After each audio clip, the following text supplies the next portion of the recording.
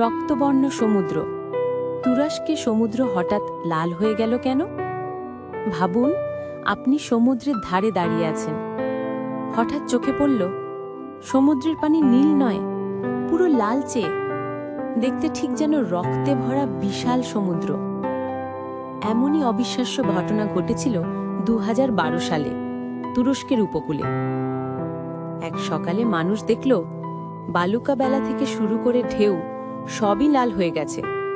প্রথমে সবাই ভয় পেয়ে যায়, ভেবেছিল কোনো দূষণ বা কোনো ভয়ঙ্কর দুর্ঘটনার কারণে সমুদ্র লাল হয়েছে।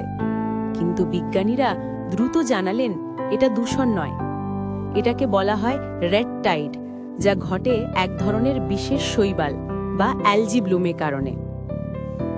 এই শৈবালের নাম নকটিলিউকা স্কিন্টেলেন্স, যা দ্রুত বংশবৃদ্ধি করলে সমুদ্রের পানি লালচে, বাদামি বা কমলা হয়ে যায়। তবে ভয় পাওয়ার কিছু নেই, সবসময় এটি ক্ষতিকর নয়। কখনো এটি সমুদ্রে অক্সিজেন কমিয়ে দিতে পারে, কিন্তু অনেক সময় শুধু রং পরিবর্তন ছাড়া বড় সমস্যা সৃষ্টি করে না। 2012 সালে তুরস্কের উপকূলে এই শৈবাল এত দ্রুত ছড়িয়ে পড়ে যে পুরো উপকূল জুড়ে সমুদ্র রক্তবর্ণ হয়ে যায়।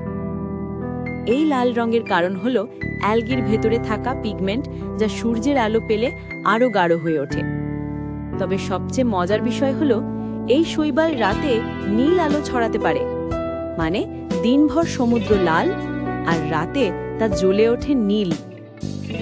এই ঘটনা আমাদের মনে করিয়ে দেয় সমুদ্র শুধু বিশাল নয়, এটি এক চলমান জীবন্ত বিশ্ব, যেখানে এক ক্ষুদ্র শৈবালও পুরো পরিবেশকে বদলে দিতে পারে। আপনার কি মনে হয় প্রকৃতি কি কখনো তার সৌন্দর্য দিয়ে ভয় দেখাতে পারে? কমেন্টে জানান। আর এমন রহস্যময় বাস্তব ঘটনাগুলো জানতে চ্যানেলটি সাবস্ক্রাইব